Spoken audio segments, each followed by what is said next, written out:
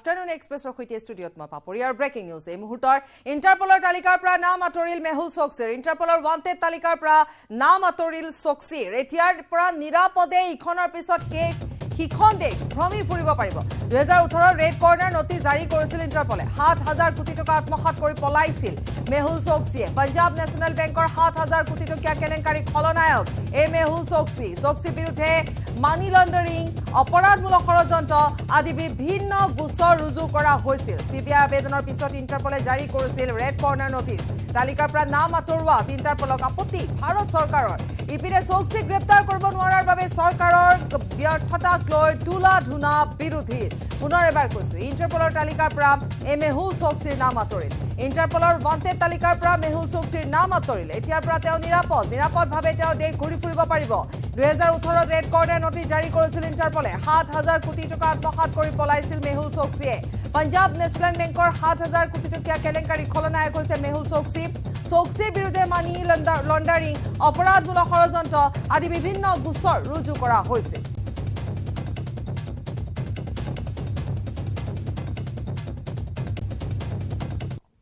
আৰু বিবিসিক লৈ বিধানসভাত বিতৰ্ক বিবিসিৰ ডকুমেণ্টাৰীক লৈ উত্তপ্ত বিধানসভা বিবিসিৰ ডকুমেণ্টাৰী বিৰুদ্ধে প্ৰস্তাৱ গ্ৰহণৰ আহ্বান ভুৱন পেগুৰ মন্তব্যৰ প্ৰতিবাদ বিৰোধী বিবিসিৰ ডকুমেণ্টাৰী আমি সকলোৱে চাব লাগে বুলি মন্তব্য অখিল গগৈ বিবিসিৰ ডকুমেণ্টাৰী চাব বিচাৰিছে এআইডিএফেও বিবিসিক দায়বদ্ধ আৰু বিশ্বাসযোগ্য বাতৰি সন্থা আখ্যা দিলে দেৱব্ৰত শইকীয়াই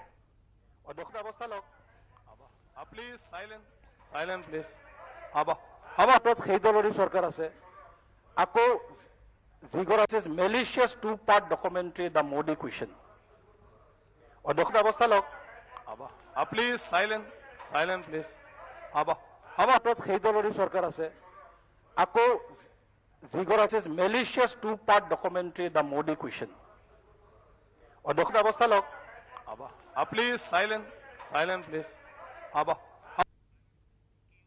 বিধানসভাৰ বাজেট অধিৱেশনৰ আজি অষ্টম দিনা চৰ চাপৰিৰ ভূমিক লৈ বিধেয়ক উত্থাপন কৰা হয় বিধেয়ক উত্থাপনৰ পিছতে বিৰোধীৰ প্ৰশ্নৰ উত্তৰ দিলে মুখ্যমন্ত্ৰী ডক্টৰ শৰ্মাই চৰত জনসংখ্যা নিয়ন্ত্ৰণ শিক্ষা আদি হ'ব লাগে বুলি মন্তব্য দিলে মুখ্যমন্ত্ৰীগৰাকীয়ে চৰ চাপৰিৰ বাবে সুকীয়া বিভাগ কৰাৰ প্ৰয়োজন নাই বুলি কৈ চৰত একোজন মাতব্বৰৰ হাতত 1000 বিঘা পৰ্যন্ত ভূমি থাকে বুলি মুখ্যমন্ত্ৰীগৰাকীয়ে উল্লেখ কৰিলে চৰ অঞ্চলত বিধায়কসকলক ইনোভেটিভ চিন্তা কৰাৰ আহ্বান জনালে আলোচনা কৰি এখন একশ্যন প্লেন প্ৰস্তুত কৰাৰো আহ্বান জনালে চৰৰ বিধায়কসকলেৰে আলোচনা কৰি একশ্যন প্লেন প্ৰস্তুতৰ বাবে বিধানসভাতে দায়িত্ব দিলে মন্ত্ৰী চন্দ্ৰমোহন পাটোৱাৰী চৰৰ মানুহ পিছ পৰি থাকিলে কাৰোবাৰ ভোট বেংক বাঢ়িব বুলিও মন্তব্য কৰিলে মুখ্যমন্ত্ৰীগৰাকীয়ে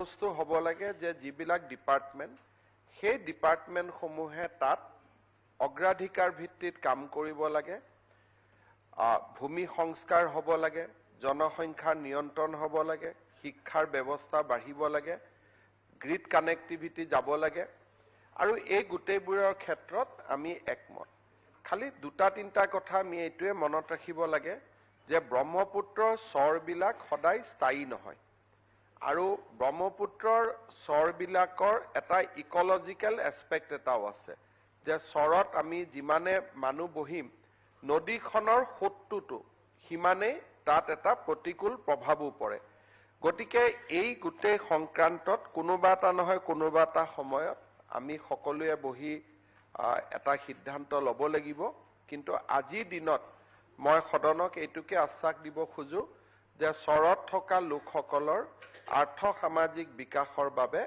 আমাৰ চৰকাৰে নিৰন্তৰভাৱে কাম কৰি আছে আৰু নিৰন্তৰভাৱে কাম কৰি যাব মই বিধায়কসকলকো অনুৰোধ কৰিম বিশেষকৈ আমাৰ সংখ্যালঘু যিবিলাক ৰাজনৈতিক নেতা তেওঁলোকৰ এটা বিশাল দায়িত্ব আছে যে জনসাধাৰণৰ দৰিদ্ৰতা নিৰক্ষৰতাৰ ওপৰত প্ৰিমিয়াম কৰি তেওঁলোকক সমাজৰ সংস্কাৰৰ পথত নানি যে এই মানুহখিনি পিছ পৰি থাকিলে সদায় আমাক ভোট দি থাকিব এই ধৰণৰ চিন্তাৰ পৰা ওলাই আহি মানুহখিনিক শিক্ষা স্বাস্থ্যৰ পোহৰেৰে বিকশাই তোলাৰ বাবে কাম কৰিব লাগে এছাম লোকৰ ধাৰণা আছে যে পপুলেশ্যন বাঢ়ি থকা মানে আমাৰ ভোট বেংক হ'ব আমি যদি এই কথাত মাত দিওঁ তেতিয়াহ'লে আমাক মাতব্বৰসকলে বেয়া পাব আজি চৰত একোটা জায়গাত একোজন মাতব্বৰৰ হাতত 1000 বিঘালৈকে মাটি আছে আছিলে ঠিক আছে, আজি আছে নাই মইতো যোৱা নাই ভেৰিফাই কৰাৰ কাৰণে,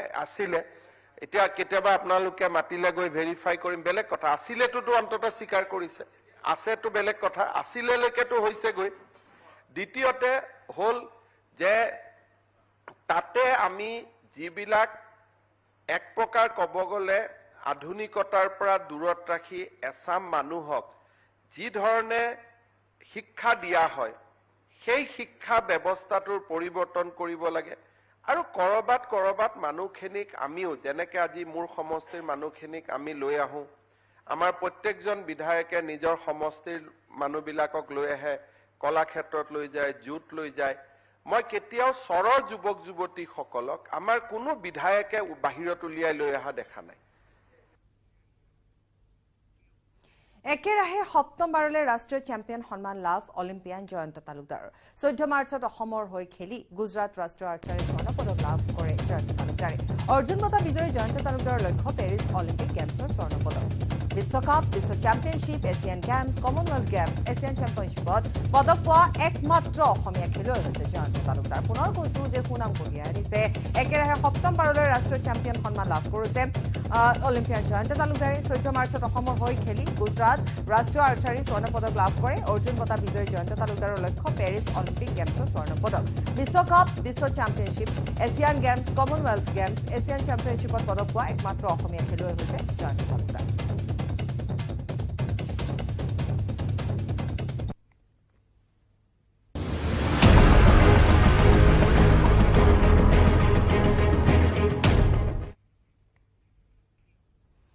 ডিব্ৰুগড়লৈ পুনৰ 2 খালিস্তানীক অনা হৈছে। ডিব্ৰুগড় কাৰাগাৰলৈ অনা হল কৱলজিৎ সিং ধালিৱাল আৰু গুৰিন্দৰ পাল সিঙক। পঞ্জাবৰ পৰা বিমান যোগে ডিব্ৰুগড়লৈ অনা হৈছে 2 খালিস্তানীক। বৰ্তমানলৈকে 7জন খালিস্তানীক কাৰাগাৰত ৰখা হৈছে, ডিব্ৰুগড় কেন্দ্ৰীয় কাৰাগাৰত ৰখা হৈছে। আজি পুৱা ডিব্ৰুগড়লৈ আনিছিল এজন খালিস্তানীক। অমৃতপাল সিঙৰ খুৰাক হৰজিৎ সিঙক অনা হয় ডিব্ৰুগড় কাৰাগাৰলৈ। বিমানেৰে গুৱাহাটীলৈ অনাৰ পিছত স্থলপথেৰে ডিব্ৰুগড়লৈ অনা হৈছিল ধৃত খালিস্তানীজনক। পঞ্জাব আৰক্ষীৰ ওচৰত আত্মসমৰ্পণ কৰিছিল চালকসহ হৰজিৎ সিঙে। ৰাষ্ট্ৰীয় নিৰাপত্তা আইনৰ অধীনত গ্ৰেপ্তাৰ কৰা হৈছিল পূৰ্বে অনা 4 খালিস্তানীক।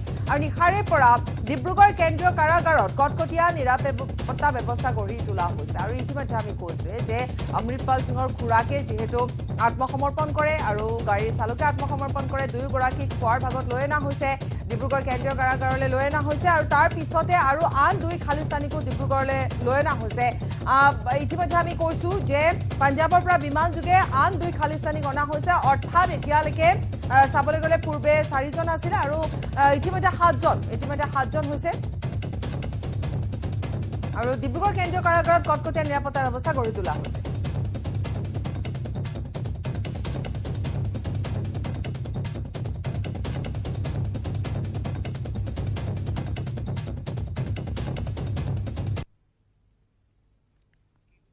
নিউজ 18 নেটৱৰ্কত দেশৰ আটাইতকৈ প্ৰত্যাশিত চিন্তাশীল নেতৃত্বৰ মঞ্চৰ ৰাইজিং ইণ্ডিয়াৰ 3য় সংস্কৰণ ঘোষণা কৰা হৈছে, য'ত আমি ভাৰতৰ সফলতা আৰু বৃদ্ধিৰ উদযাপনৰ বাবে কিছুমান ডাঙৰ আৰু উৎপাদনশীল ব্যক্তিত্বক একত্ৰিত কৰাৰ চেষ্টা কৰিছো। আৰু এই বছৰৰ সংস্কৰণৰ বিষয়বস্তু হৈছে প্ৰকৃত নায়ক, য'ত আমি আপোনালোকৰ বাবে লৈ আহিছো কিছুমান অসাধাৰণ লোকৰ কাহিনী। Everybody has seen houses made of bricks, cement, and concrete. However, in the desert lands of western Rajasthan, bricks are now being made from cow dung, from which houses are being constructed. These houses are resistant to fire as well as water damage. They also remain cool during the sweltering summers naturally. This has been made possible by Professor Shiv Darshan Malik and his unique thought process. विश्व के अंदर ये जबरदस्त तरीके से global warming, ये परिवर्तन मौसम का हो रहा है, इसको रोका कैसे जाए? कार्बन नेगेटिव जो टेक्नोलॉजीज हैं वो हमें आगे बढ़ानी पड़ेंगी। आज जब हम मकान बनाते हैं या हमारी जितनी भी फैक्ट्रियां हैं सभी कार्बन ही तो छोड़ रही हैं, लेकिन एक तकनीक ऐसी भी है जो हमारे बुजुर्गों ने काफी पहले बना ली थी। आज की जो मेरा केमिस्ट्री का नॉलेज है उसको मैंने उसमें मिला के, पुरातन विज्ञान में मिला के, तब ये एक नई खोज की और नई दिशा शुरू की जिसका नाम है गोक्रीट। Our future demands that we move towards nature and work towards preserving the environmental balance. We already have visionaries like Professor Shiv Darshan who are showing us the path. All we have to do is follow it.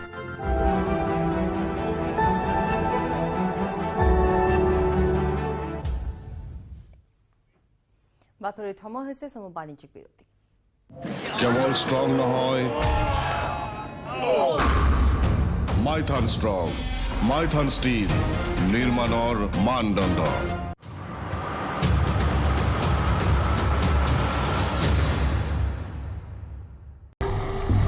तेरा नाम गूंजेगा तो उठेगा एक तूफान, हिलेगी जमीन, मचेगा घमासान, देखेंगे फिर गेम तेरी तेरी। ये है शुरुआत तेरी, अब हर जुबान पे होगी बात तेरी। देखिए पहला Tata women's premier league sports 18 और जियो सिनेमा पर।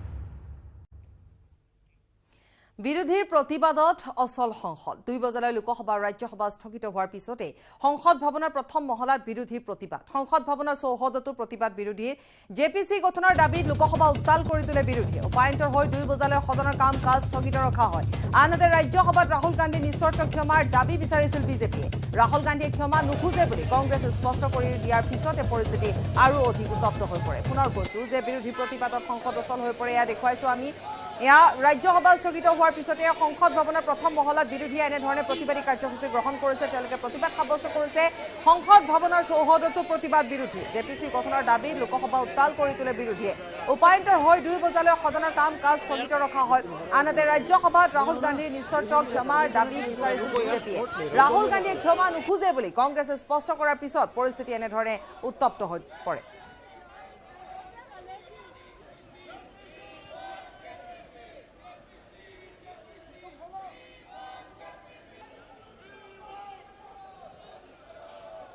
ये संसद चलाना, बार बार मैं कह रहा हूं, संसद चलाना ये सरकार की जिम्मेवारी होते हैं।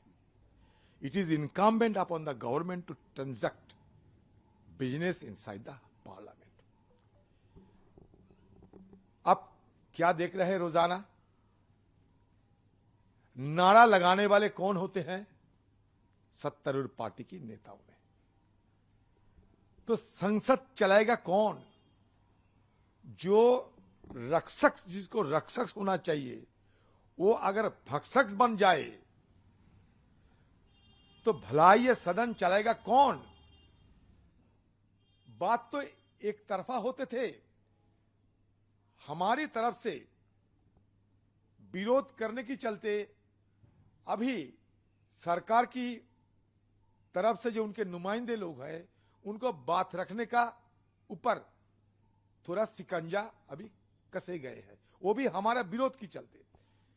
नहीं तो बात तो अपोजिशन को कहने नहीं दिया जाते हैं। विरोध विपक्षियों को अपना बात रखने की कोई गुंजाइश नहीं है सदन के अंदर, क्योंकि सत्तापक्ष खुद नहीं चाहते हैं कि सदन चले। कल आपने देखा कि हम लोग चुपचाप बैठे रहते थे और सरकार के लोग, सरकार के एमपी खुद चिल्लाते चिल्लाते सदन बंद कर दिया।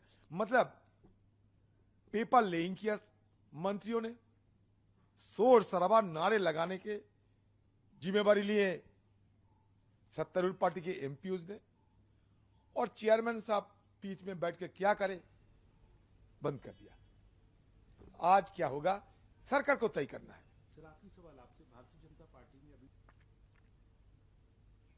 और इफाले राहुल गांधी मीर जाफर आख्या दिले बीजेपीर मुखपात्र संबित पात्रे। मीर जाफर नवाब बनना चाहता था और नवाब बनने के लिए उसने ईस्ट इंडिया कंपनी की मदद ली थी। ईस्ट इंडिया कंपनी हिंदुस्तान में प्रवेश करके मीर जाफर के साथ खड़ी हुई और उसके बाद जो हुआ वो और आप और हम सब जानते हैं, अंग्रेजों का शासन। It would not be an aberration to say that Rahul Gandhi is the present day Mir Jafar of Indian polity. जो उन्होंने लंदन में किया है वो ठीक वही किया है। शहजादा नवाब बनना चाहता है और शहजादे ने ईस्ट इंडिया कंपनी की मदद मांगी है नवाब बनने के लिए कि तुम मुझे नवाब बनाओ, मैं तुम्हें 24 परगना भेंट करूंगा, मैं तुम्हें हिंदुस्तान का एक टुकड़ा भेंट करूंगा। मीर जाफर ने बंगाल में 24 परगना उसने भेंट किया था ईस्ट इंडिया कंपनी को, और उसी 24 परगना के माध्यम से ईस्ट इंडिया कंपनी और अंग्रेजी हुकूमत हिंदुस्तान में प्रवेश करती है। History repeats itself. The present day Mir Jafar of Indian polity Rahul Gandhi has to apologise. Mir Jafar को माफी मांगनी ही पड़ेगी, इसका कोई दूसरा और विकल्प नहीं है। देखिए, सीधी सी बात है, आज पब्लिक डोमेन में, पब्लिक में जितना एविडेंस है अदानी घोटाले का, ये काफी है किसी सेंट्रल एजेंसी को इन्वेस्टिगेट करके अदानी जी को अरेस्ट करने के लिए। आप विपक्ष के नेताओं को 10-10, 15-15 घंटे आप पूछताछ करते हैं, आप उनको रिमांड के लिए ले जाते हैं, तो क्या अदानी जी के खिलाफ इतनी भी सबूत नहीं है कि उनको उठा के आप 8-10 घंटा पूछताछ करें? क्या रहस्य है? एक ही रहस्य है कि अदानी जी के ऊपर मोदी जी का हाथ है। ये हमारा एलिगेशन है और इस पे चर्चा नहीं होने दे रहे वो सदन पे। So you have enough evidence in the public domain to start an investigation and to take Adani or his other people who are involved in this scam to ask them, question them कि क्या है।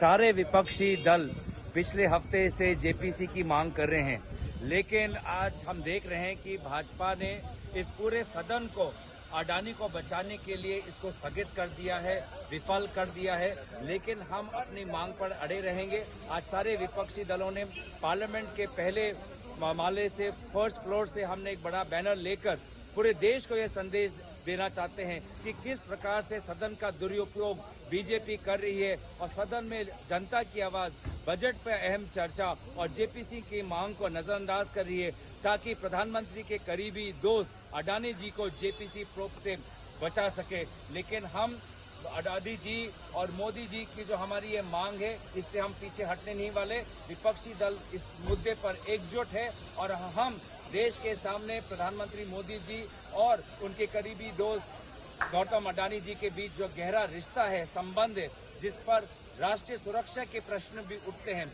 ये सारा मामला को हम पर्दाफाश करके ही रहे। और ब्रेकिंग न्यूज, विश्वজুৰি খালিস্তানীৰ আক্ৰমণ। লণ্ডন, আমেৰিকা, কানাডা, অষ্ট্ৰেলিয়াত আক্ৰমণ। আমেৰিকাৰ সান ফ্ৰান্সিস্কোত খালিস্তানীৰ আক্ৰমণ। সান ফ্ৰান্সিস্কোত খালিস্তানী আক্ৰমণক আমেৰিকাৰ গৰিহণা। ব্ৰিটিছ কলম্বিয়াত পৰিস্থিতি অতি জটিল। খালিস্তানীৰ আক্ৰমণত গুৰুতৰভাৱে আহত 3 জন। খালিস্তানীৰ আক্ৰমণকাৰীৰ বিৰুদ্ধে কঠোৰ ব্যৱস্থা লোৱাৰ হুংকাৰ আমেৰিকাৰ। পুনৰ এবাৰ কৈছো যে বিশ্বজুৰি খালিস্তানীৰ আক্ৰমণ। লণ্ডন, আমেৰিকা, কানাডা, অষ্ট্ৰেলিয়াত আক্ৰমণ। আমেৰিকাৰ সান ফ্ৰান্সিস্কোত খালিস্তানীৰ আক্ৰমণ। সান ফ্ৰান্সিস্কোত খালিস্তানীৰ আক্ৰমণক আমেৰিকাৰ গৰিহণা। ব্ৰিটিছ কলম্বিয়াত পৰিস্থিতি অতি জটিল হৈ পৰিছে। খালিস্তানীৰ আক্ৰমণত গুৰুতৰভাৱে 3 জন লোক আহত হৈ পৰিছে।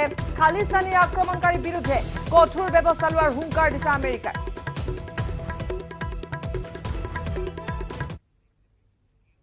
HSLCৰ প্ৰশ্নকাকত ফাদিলক লৈ CIDৰ অভিযান অব্যাহত। লখিমপুৰত পুনৰ 2 শিক্ষক সহ 3 জনক গ্ৰেপ্তাৰ। সোমবাৰে সন্ধিয়া আৰক্ষীয়ে 5 জনক আটক কৰিছিল। 2 শিক্ষাৰ্থী সোধা পোছাৰ অন্তত CIDয়ে যাবলৈ দিছিল। CIDয়ে গ্ৰেপ্তাৰ কৰে জগন্নাথ পেগু, গুণকান্ত পেগু আৰু টুটু শৰ্মাক। CIDয়ে সোধা পোছাৰ অন্তত মাজনিশা গ্ৰেপ্তাৰ কৰে তিনিওকে। গ্ৰেপ্তাৰ হোৱা 3 জনক গুৱাহাটীলৈ লৈ অনা হ'ব। প্ৰণৱ দত্ত, কুমুদ ৰাজখোৱাৰ পৰা প্ৰশ্নকাকত ক্ৰয় কৰিছিল তিনিওৱে। HSLC প্ৰশ্নকাকত ফাদিলক লৈ CIDয়ে অভিযান এতিয়া অব্যাহত ৰাখিছে। লখিমপুৰত পুনৰ 2 শিক্ষক সহ 3 জনক গ্ৰেপ্তাৰ কৰা হৈছে। সোমবাৰে সন্ধিয়া আৰক্ষীয়ে 5 জনক আটক কৰিছিল। 2 শিক্ষাৰ্থী সোধা পোছা কৰিছিল, তাৰ পিছতে যাবলৈ দিয়া হয়। গ্ৰেপ্তাৰ কৰা হয় জগন্নাথ পেগু, গুণকান্ত পেগু আৰু টুটু শৰ্মাক। তেওঁলোকক সোধা পোছাৰ অন্তত গ্ৰেপ্তাৰ কৰি গুৱাহাটীলৈ লৈ অনা হ'ব।